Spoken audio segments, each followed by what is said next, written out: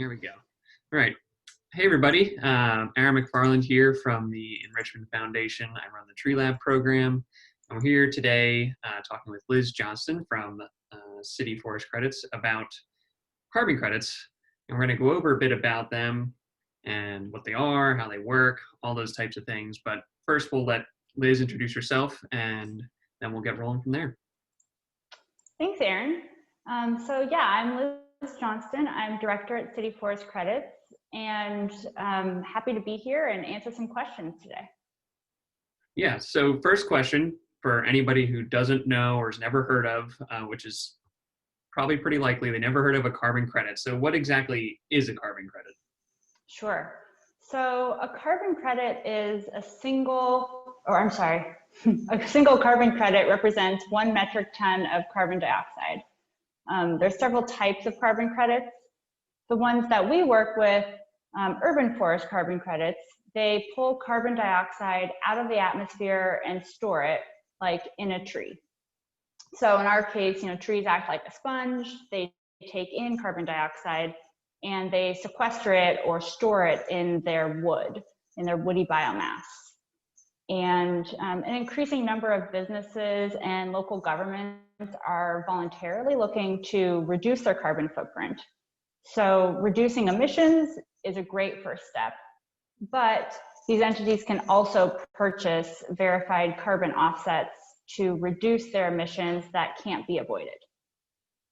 I'll add also, forest carbon credits have been around for about 20 years. But there really wasn't an efficient way for urban forest leaders to generate urban forest carbon credits to be able to sell to companies. So we helped develop 2 urban forest protocols with a collaborative national team of leading scientists, climate experts, and urban forest practitioners. And as a carbon registry, we manage those carbon protocols. We provide guidance of how to follow those rules. We issue the credits, and we monitor that compliance for the duration of the project. Gotcha. Perfect. So there's a lot there, obviously. But one thing that is another proponent or part of the carbon credits is, besides their offsetting pollutants in the air, what are the ways that we ensure that those trees are able to store the carbon? Does that help, with conservation easements or protecting of certain environmental areas? How does that work? Sure. So how the actual preservation or carbon credit piece works is different for every project. But the projects need to follow our carbon protocols, which are the rule books. And with those, they require a 40-year or longer time commitment to protect those trees. And groups like Enrichmond can decide to work with a property that's eligible, meets our criteria of needing to be in a city or an urban area, and then protect those trees with a conservation easement or something that's a preservation commitment on the property for that time. And so that's what sets your company, or you guys apart more so from I should say, more conventional carbon credit, is that preservation aspect and also the urban part. Right. So we are kind of a specialized carbon registry. So we're a nonprofit organization, and we manage the carbon protocols, but also impact standards. And as a kind of a specialized carbon registry, we work just in cities and towns in metropolitan areas across the country. And our work is really focused on providing that funding mechanism for private sector dollars to support planting and protecting trees. Our goal is really to accelerate access to funding for folks like you. Yes.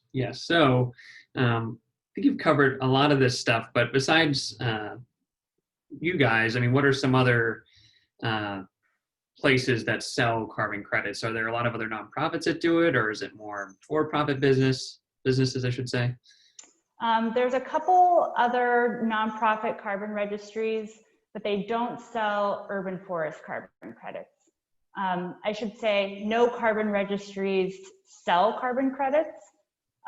What our role is to issue the credits to local entities leading the projects, and then buyers can purchase these verified carbon credits directly from you to offset those company emissions, but also, in our case, contribute to more trees for communities.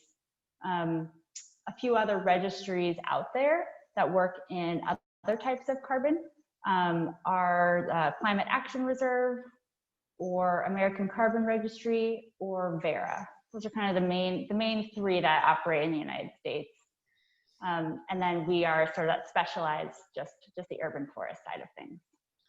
Right, and so for you guys, what are some of the projects you've worked on? I don't know how many you've done. I know you've done a fair amount, but what are some of the bigger ones that you've done that have been great successes? You know, I can't take credit for any of these projects because we really, we rely on the cities or counties or land trusts or other nonprofits that are leading these projects. But we've been working on one in Chicago, Illinois, the Chicago Region Trees Initiative. It's a 7 metro county region focused on collaborating to protect and plant trees. And they're looking at being able to put in sort of tree buffers between schools or in under-resourced neighborhoods or along those like busy interstate highways. We've also been seeing a lot of sort of private-public partnerships between cities and nonprofits that are planting trees in everywhere from Idaho to Iowa to Texas, reforesting riparian buffers, so those rivers and streams that need to have trees near them to provide lots of great sort of green infrastructure benefits that trees provide. But also working to address the inequitable distribution of trees in neighborhoods. So trees don't cover all neighborhoods equally in many cities, and so that's something that some nonprofits and cities are really focused on, the equity and the access to trees and green space. Right, and so I don't want to downplay the importance of what we'll call like normal carbon credits that come out of large forest tracts that are preserved for a certain amount of time, but these urban forest carbon credits tend to maybe have more of an impact due to like a city like Richmond that has a James River in it, the water filtration, other qualities. So is that something that you find, do you guys measure some of those other qualities and quantities that come out of these tree preservation programs? We do, and so kind of getting back to, why we do this work, why at City Forest Credits we're focused on urban environments, is because of all of those extra benefits that trees can provide when they're in cities. We're seeing our cities growing. There's just like rapid urbanization and development. And oftentimes that's also meaning we're having also hotter days, more extreme weather events. And trees are these amazing natural resources that can provide this sort of, similar to like roads and sewers and other things that help our city function. They do it naturally. So we call our carbon credits Carbon Plus credits. And that's because they still represent 1 metric ton of carbon dioxide, but they also will be able to quantify those co-benefits.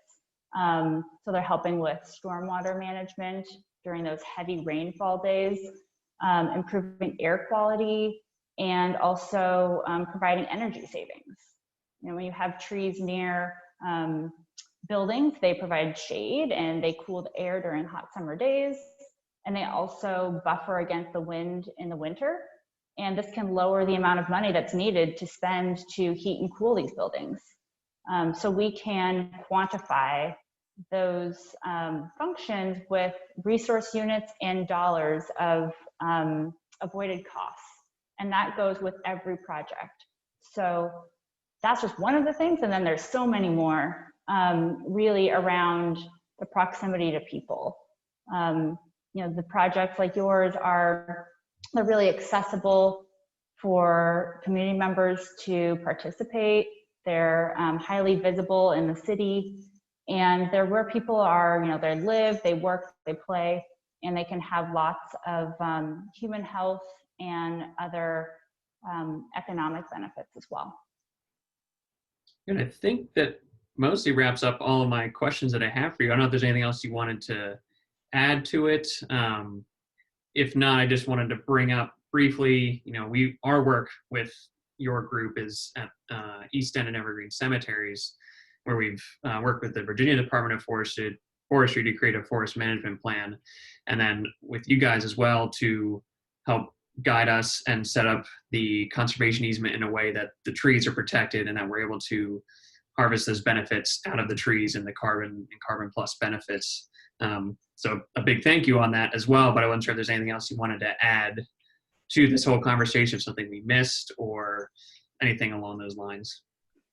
Sure. I mean, I would say, so all of those great benefits that urban forests provide. I would say the other thing to think about is, like I said, we have more people, there's so many benefits that trees offer, but also nationally we're losing our tree canopy.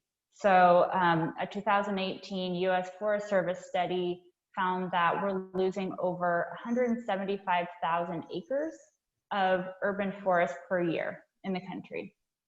And that's kind of a hard number to imagine, but it's equivalent to 36 million trees in cities per year.